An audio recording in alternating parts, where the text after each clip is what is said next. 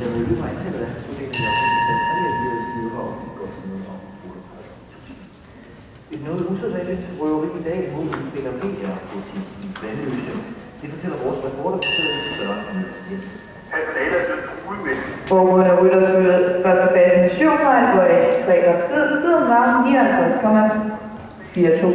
Og personalet er ganske dejligt i kælderne med den frivillige. Og det vides ikke, hvor mange penge de gerningsmænd slås af.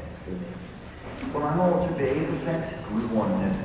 Og nu er et nyt guldhorn, som dukket op. Det er godt nok lavet af Elfenben, men er en kopi af dem, som forsvandt i Danmark.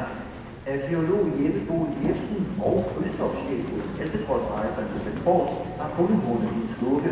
De har gjort Dageslottet i St. Petersborg i Rusland, og hornet mindes at stamme fra 1693. Det fortæller her en arkeolog. Vi kan oplyse rytterne om, at klasse 3 LA begynder som programsat kl. 17.00. Det var klasse 3 LA, der begynder som programsat 17.00. Og det var først bagefter, jeg kom ud, at jeg ikke kunne mærke, at min fingre store til rystet. Det var for mig, at jeg lavede. Jeg har den her drøm i 18 år.